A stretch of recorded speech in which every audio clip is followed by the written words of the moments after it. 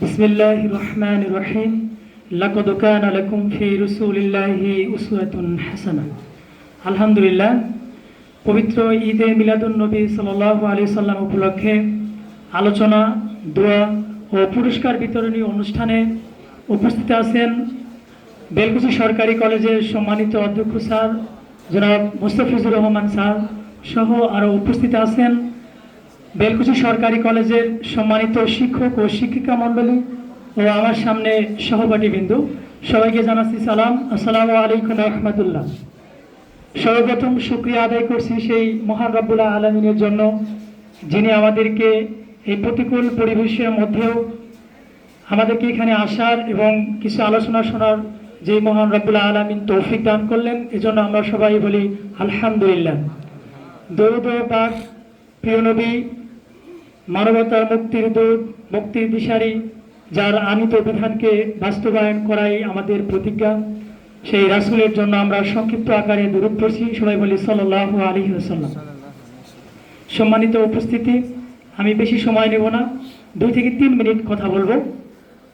সম্মানিত উপস্থিতি, আল্লাহ তাআলার কাছে অনেক কাজ প্রিয়, এর মধ্যে 2টা প্রিয় কাজের কথা আমি বলবো। 1 নম্বর, যথাসময়ে সালাত আদায় করা, যথাসময়ে সালাত আদায় করা। 2 নম্বর হলো পিতামাতার খেদমত করা। এর বাইরেও আরও আল্লাহ তাআলার কাছে অনেক প্রিয় কাজ আছে, কিন্তু আমার মনে হচ্ছে এই 2টা কাজ বর্তমান সিচুয়েশনের জন্য অতীব গুরুত্বপূর্ণ। মানে আমরা এখনো নামাজে রক্ত হয়ে যায় কিন্তু মসজিদে যাই না। এরকমও হয় যে আজান দিছে, ঘড়ি ধরে একটু পরেই যাই, এরকম করতে করতে আমরা নামাজের সময়টাকে পার করে দিই। এটা ঠিক নয়। আজান দেওয়ার সাথে সাথে আমাদের মসজিদে যেতে হবে। ইব্রাহিম আলাইহিস সালামের সময় একটা ঘটনা ছিল যে কামার যখন সামনের দিকে হাতুড়ি দিয়ে লোহা বাড়িয়ে দিচ্ছে, তখন হাত যখন উপর দিকে তুলছে, মসজিদ থেকে যখন আসতেছে আল্লাহু আকবারের ধ্বনি, তখন এই হাতটা আর সামনের দিকে পড়ে নাই, পিছনের দিকে হাতুড়িটা ফেলে দিয়ে মসজিদের দিকে দৌড়াচ্ছে। তাহলে তাদের ঈমানের চেতনা কত বিশাল। সম্মানিত উপস্থিতি, হযরত ওমর ইবনে আব্দুল আজিজ রাহমাতুল্লাহ আলাইহি থেকে বর্ণিত, যদি তুমি পারো একজন আলেম হও, আর যদি আলেম না হতে পারো তাহলে দিনের বাগানের একজন ছাত্র হও। যদি তুমি ছাত্র না হতে পারো, ওই দিনের বাগানের ছাত্রদের প্রতি ভালোবাসা দেখাও। যদি তাও না হতে পারো, অন্তত পক্ষে তাদেরকে ঘৃণা করো না। ঠিক কিনা? আমি একটি আয়াত তিলাওয়াত করেছি, লাকাদ কানা লাকুম ফি রাসূলিল্লাহি উসওয়াতুন হাসানাহ। এর মানে হলো আমাদের জন্য উত্তম আদর্শ হলো বিশ্বনবী, প্রিয় নবী হযরত মুহাম্মদ সাল্লাল্লাহু আলাইহি সাল্লাম।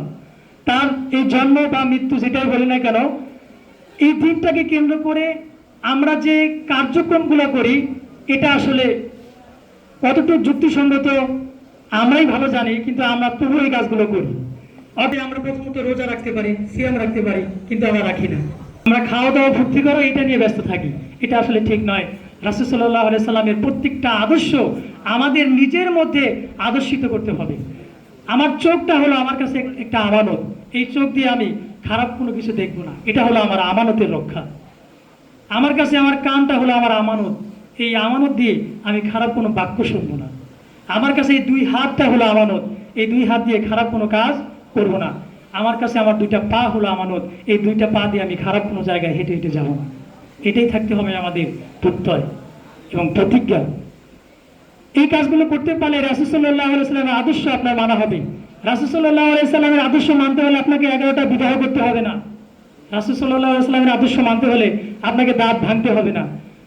যেই কাজগুলো আপনার জন্য করণীয় সেই কাজগুলো আপাতত করেন, তাহলে আপনি রাসূলের আদর্শকে ফলো করা হবে। সম্মানিত উপস্থিতি, সবার প্রতি দত্ত আহ্বান থাকবে আপনারা আজান দেওয়ার সাথে সাথে মসজিদে যাবেন।